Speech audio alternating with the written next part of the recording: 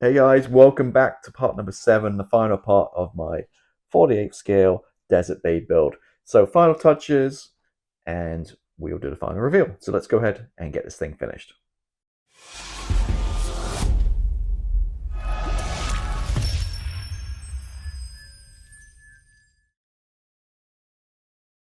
Hey guys, welcome back. As I said, it's the final part, part number 7 of this guy. And been a lot of work, but liking how it's turning out. And one thing I noticed during editing a couple of these videos, it's a lot paler in real life than it looks on the screen. Maybe it's just my monitor, but it looks very more like pinky or darker somehow. But once in this video, we'll take it outside as always, do a video of it outside in daylight and also some photographs, and you'll see, exactly the natural light, how it looks. Couple of things since catch up since last time. I took the mask off the canopy, pretty straightforward. The canopy is a really nice snug fit here. It's not glued, it's just held in place. So yeah, so I took the mask off and looking cool. And as you see, we've added the massive JB 233s on the bottom. Now, in hindsight, looking at it, maybe I should line these up because I got the lines in different places. Not that I don't really care. You're not going to see it when it's on the table. Also, I super glued these on, which to find are pretty secure.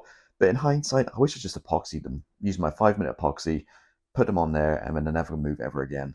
So they're pretty heavy and nice weight as well at the bottom, like skis right now. So yeah, in hindsight, I do this again. I would epoxy them rather than super glue them, but they're pretty sturdy. We'll see how they hold up. So basically what we're going to do is get all this put together, get the flaps on, get the slats on, get the leading edges, get stabilizers, get all the pylons, the fuel tanks we built last time, the exhaust to go on, and we've got to build and get all the gear in, which I've not even started yet. So lots of work left to do. Oh, and also we've got to add all the antennas and little lights, all kinds of small parts. So yeah, we're going to be pretty busy. So like I said, I made a start ready. Got those guys on. Next up, I think really is to get the plastic out and start working and building the gear. Once that's done, we can kind of move on from there.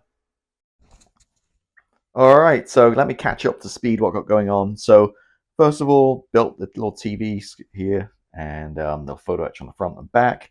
This one here is aggressively getting the photo etch to stick. So the 3 TV screens that go on the back for the back seat. Working on those. As you can see, the gear, we've got them built, got used to resin wheels and painted.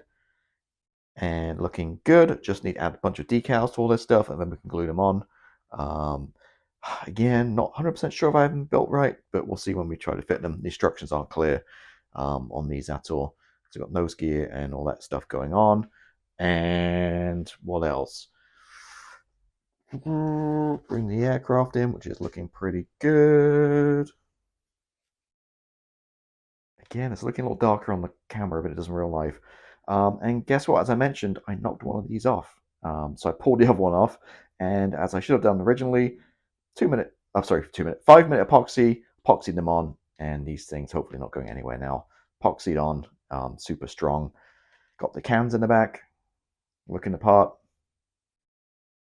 It does have like little stems to put back there to either have the buckets open or closed. I didn't include those because when I got them closed like this, I didn't see the point of trying to get plastic in there and falling around. So I just with a bit of white PVA glue, just glued the silver parts on there, and top and bottom. You see this one's a little bit loose, needs sticking a little bit more. What else we got going on? Oh, and the flaps and slats. So you see it's all bowed here. Well, I did best I can to glue it on. The plastic was all warped. So I not featured these flaps much because firstly I built them upside down, and then secondly it's really hard to see in these instructions to figure it out. I don't think I'm doing them correctly, so don't follow me, follow somebody else. But got them in there, and you see it's again a little bit bowed. They seem a little bit wide for the gap for some reason, so I'm not sure if it's me or if it's the way it's built. Didn't glue these guys in, I just slotted them on. They're pretty tight fit, and again, again they're a little bowed. It's livable for me. I don't think it's a big issue. Plus, we've got the spoilers here to go on in front of them, and I think we're going to be okay. But again, don't ignore me with the flaps. I'm not sure if I got them right or whatever. It's just really hard to understand from these instructions. So go check out some other build videos. You might get a better idea on that side of things. But other than that, we're looking apart. I'm going to take the canopy off before I forget. And yeah, when you get those screens in there, And we've got some more stuff going on too. Obviously, got to get the gear on, and then all the ordnance will go on, and a bunch of lumps and bumps, that kind of stuff. But yeah, just want to give you a quick update where I'm at, and yeah, looking pretty cool. Just want to get this across the finish line, hopefully without damaging or breaking anything. As you can see, or may not see on the camera angle, we're on its gear and looking pretty good. No worries about tail sitting or any nonsense. Sitting very sturdy, and I think using those giant resin pods underneath certainly help with kind of weighing this thing down as well. So what else have I done? Add a couple of pods to the wings, added the TV screens, gave it a little bit of a wash. It turned out, I don't know why, I somehow thought cut corners and used the Tamiya brown wash, which is absolutely terrible. I should have just made up a quick mix of my Starship filth like I usually do, so that kind of bit me in the arse, but wiped it clear. It doesn't look so bad. I think I'll probably put some Starship filth over the top of it. What else? Clear parts. So there's going to be like lights in the gear, doors, and all over various places. Went ahead and just back painted all the lights with silver, just hand painted.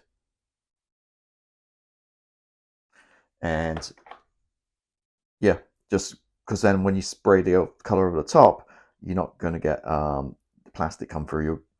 Whatever color's behind it, you'll get silver, which looks more realistic and accurate, I think. On these lights, for the doors, I did put some, as you see here, put some of my masking fluid over. Simple, just with a toothpick, just a little dot, and in the center of each. And yeah, so I can paint all over it, these three lights, and then once it's done, I'll just peel it off to reveal the lens. What else? Stabilizers. I've glued those into place because I don't know why it's designed. They're all like flippy floppy. They just hang there, stick in place.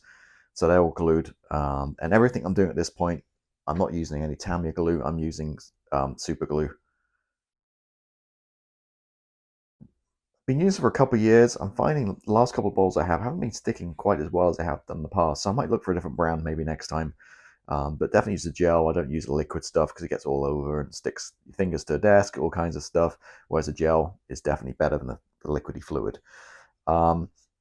These guys are all made up. So I guess state of play, I need to paint the desert pink on the gear doors, get the gear doors on. Once they're on, add the fuel tanks, got stabilizers, and then just a few little lumps and bumps and tanners all over. So we're 99% there right now. So at this point, I don't want to spoil the final reveal, so I'm going to go ahead and work offline, get all that finished, and when we come back, I will present the finished model.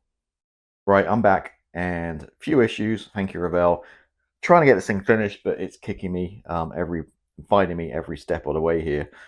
So the front gear was backwards, which is my problem. I turned it around, corrected it. We'll say where it fits is a little vague. There's no kind of solid plug point for the gear to go in. So I did add a little bit of epoxy in there too, just to really solidify it. And we'll talk about that in a minute. Gear doors on, gears on. Okay, no real drama there per se. Then working around with the fuel tanks. Now, frustration. The attachment point is so little. They wanted you to attach that little tiny thing where you're supposed to move the wings backwards and forwards, and they flip around. That never works. So as a result, there's no real solid attachment point, like hole or a pin to put it in. So you're finding this tiny little area with super glue. Super glue isn't working, so I had to pull out the big guns and mix up some more 5-minute epoxy. Now I've not used this much epoxy resin since I built the resin vegan, and that was a few years ago. So yeah, so these guys in the center obviously were epoxied, and these two fuel tanks again, mixed up some 5-minute epoxy, wait 5-6 minutes for it to almost solidify, then stuck them on, held in place, and I think it's done it.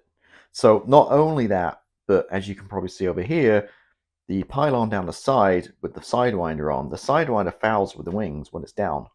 It's in the way. So again, it might need to go back to instructions. It might be something I did on my end. I did double check, and the sidewinder should be on the inside, not the outside of the pylons. So that's why I made a mistake in my 32nd scale one. Now I'm looking at it across the room. But again, yeah, it's touching the flaps at the back, so maybe the flaps are wrong. Like I mentioned, I have all kinds of issues. The instructions absolutely terrible, and I've said it before. You know what? I'll come out and say it. I hate Eduard kits. I don't know why. It's just the instructions suck. I just don't like the way it follows. They're overcomplicated. I just don't like them. So there you go. And photo etch now. I hate photo etch. I hate color photo etch. It's bane of my life. So moan. Not big on Eduard. The instructions are terrible. The Revell instructions aren't much better. But anyway, just got to suck it up and get across the line. So I think almost ready to flip this over. I just want to add a little bit of weathering to the base here. I'll flip it over, and then we've got a couple of antennas to go on, the pitot tube, angle attack sensors, and we're done. So yeah, almost done. So whew, there we go. So I'm going to go ahead and get these last few bits finished and make myself a drink and put my feet up. We are done. Thankfully, Revell don't make it easy for you, do they, with their kits? This is well known to be a tough one. It went together as best as can be expected. Is it perfect? No. Is it going to win any shows? No. Is it accurate historically? No. I don't care about that part. As you know, I just build for fun. I don't. So I know there's a lot of very well-educated people on this aircraft, especially my subscribers, and they, great knowledge. I'm not. I don't build. So yeah, I know there's gonna be colors are wrong or things are wrong place. That's cool with me. I don't care. Yeah. So let's talk about it. This kit wasn't so bad in terms of flash, but there were short shots and missing pieces. The back end was a millimeter too short, one piece. I might keep this actually. The famous short shot. The other side was even worse. Luckily, I have a few of these kits in my stash. Not the Desert Babe, but the other version of Tornado, so I could cannibalize some other kits and take some parts. So yeah. So if you do have this kit, this one, or any of the Revell kits or Revell, check your stash and check your kits. Make sure you got all the pieces you need and they're molded correctly. Because right now, at the time of filming this, you probably could get spare parts from them if you reach out to them. I'm sure they have spares, but in who knows, in 5 years' time, maybe not. Somebody please do a new tool Tornado. This is your only game, well, the only real game in town right now, 48 scale. There's some other kits out there. What I think there's a Hobby Boss or some other stuff out there. They're not accurate. There's this one. This one has really nice service detail, but it just goes together crap. So hopefully, who knows, Airfix. Well, my dreams won't come true, but if Tamiya and that F14 48 scale did one like that in Tornado, I would buy and build cases of that stuff. But that's not going to happen, is it? So yeah, there it is. Looks pretty good. I'm happy with the color. So again, with the extra acrylics, it's behind the camera there.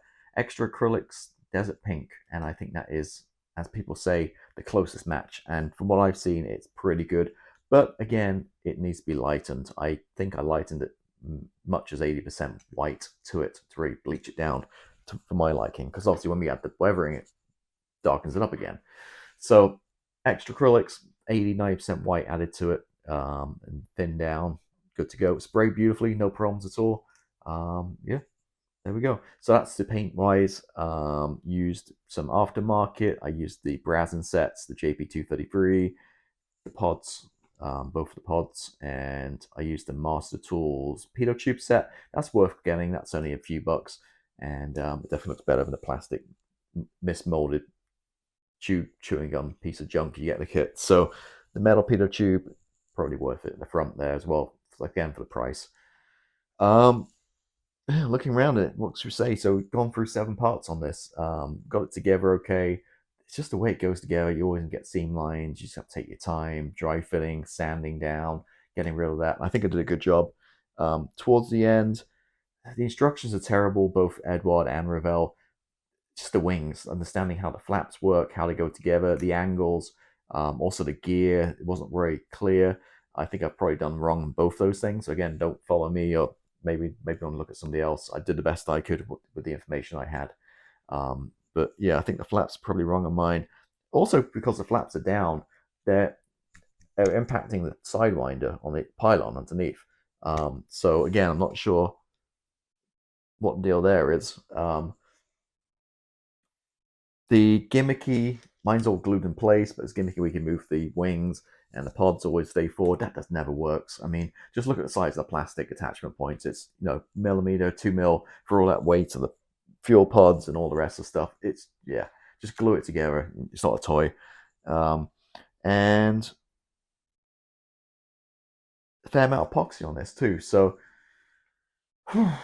stuff. I mean, so my super glue. I mean, this is my go-to for a few years now. The Loctite. This last couple haven't been very sticky. I know they have shelf lives, but I mean, I just bought this from a high turnover store like a Walmart, and they should sell a lot of these, so it shouldn't be on the shelf for years on end. And this one just wasn't very sticky, so maybe I need to look for a new alternative to super glue for the next one. But some of these bigger resin pieces, like those pods, I just 5-minute epoxied. I 5-minute epoxied some of the gear parts, because again, the gear was a little weird. One of the resin wheels that snap off, I had to drill a hole and epoxy it back on. I didn't show that on the camera. The fuel tanks, again, as I mentioned, this tiny little attachment point to hang all that weight down. It never, ever, ever holds without making a mess. So again, 5-minute epoxy, boom, done. And if that can't hold it, nothing will. The Bod Smiths I like because it comes in 2 different containers, and I've had that for a few years. It still works great. Whereas some of the other ones like JB Weld, I think it all comes in one tube. So once you've used it, it kind of dries up. Whereas the Bob Smiths is good, and it's not mega expensive. It's probably like 10, 12 bucks. I think Hobby Lobby even have them. Bob's that 5-minute one, and even though it's 5 minutes, it's really like 7 or 8 minutes. Just a heads up, and don't, as I did when I first started using it, make the mistake of mixing it up and then hold something for 5 minutes. Just mix it up, leave it for 5 minutes, and then put it together and hold it for the last minute, and then that's what you need to do. What else? I mean, that's really it. I mean, again, I'm not sure exactly.